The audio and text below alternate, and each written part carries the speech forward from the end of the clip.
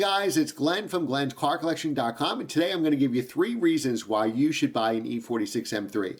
I love these cars so much, I've owned 2 of them. This 2003 Mystic Blue E46 M3 with a black interior and a manual transmission, and if you follow the channel prior to that, and also a 2003 Laguna Seca Blue slick top black interior manual transmission coupe, my dream car. Unfortunately, that car got stolen. Here's 3 reasons why you should buy one.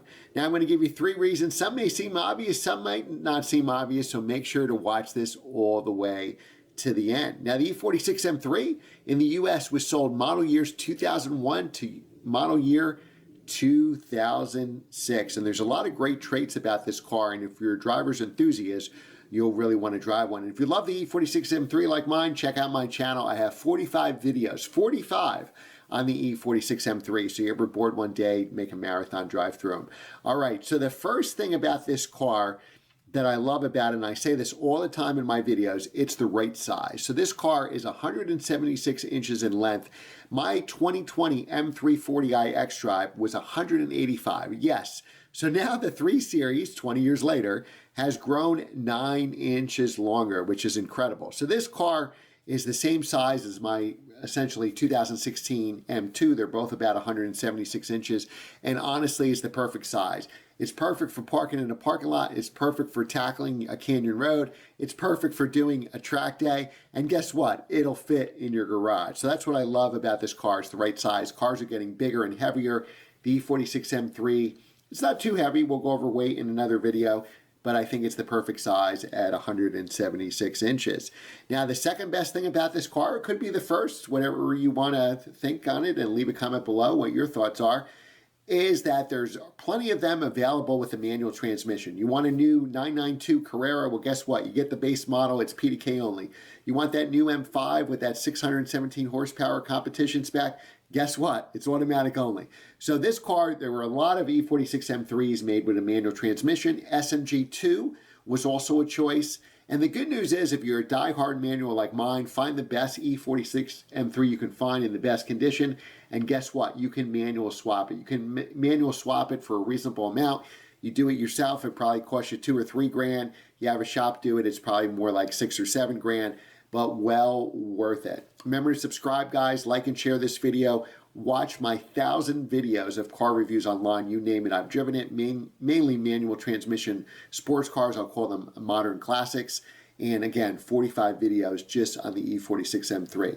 All right, so we have 2 reasons so far. I think I'm going to give you more than 3 reasons. One is the right size, and second is that it's easy to find with a manual transmission. And if you do have an SMG, you can easily swap it to a manual. All right, so the third reason, and this is the reason you buy the car, is that S54 engine, that inline 6, and it revs to over 8,000 RPM. Every car is turbocharged now. My M340 is turbocharged. You buy any 911, it's turbocharged. You buy an M5, it's turbocharged. You buy an M8, it's turbocharged. You buy the new M2, it's turbocharged.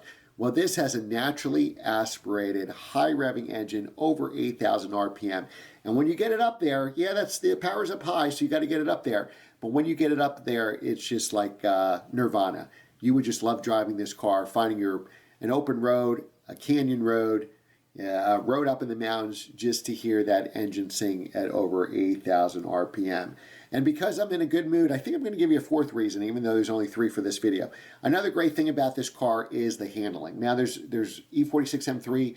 There's a lot of good mechanics, a lot of great mods, so you can kind of make these cars whatever you want, which I think is fantastic. They're phenomenal cars to drive. And what's really good, just out of the box, it has almost a 50-50 weight distribution. So you really have good handling at the box. You get that little initial understeer, which can turn into oversteer. I used to autocross my Laguna Seca Blue one, and you had that really nice progressive oversteer that was very linear and easy to control, and it just made it a blast to drive. So what's great about this car too, I'll give you another reason, is that it's rear wheel drive, so you can hang the tail out a little bit. Of course, only do that on the track, not on public roads. But again, this car does have a little bit of an oversteer, and it's very controllable, and all kinds of aftermarket parts. So if you want a better sounding exhaust, or you want to do suspension work, coilovers, this is the car for you. Okay, so it's one of my favorite cars ever. Yes, you're going to put money into these cars, you're going to maintain them, but they're going to keep going up in value. My advice is buy one now. The best, cleanest example you can afford And believe me, they're going to get out of price 5, 10 years from now. They're going to be $50, $60, $70,000, maybe even higher, maybe even $100,000 for a clean, low mileage car, and you'll regret you didn't buy them at these prices. So there's a little low, I think, in the market right now because of interest rates. So save up, but try to buy it as soon as possible. Buy it in 2024, and you won't regret it. You're probably going to sink 3,000 or 4,000, maybe 5,000 in there to do the big three, and we'll do other videos on this. So you're going to have to sink some money. These are 20-year-old cars now. So expect that a 20-year-old car is going to need some maintenance. But if you buy one of these cars, believe me, you won't regret it. Remember to like, share, and subscribe, and I will see you next time.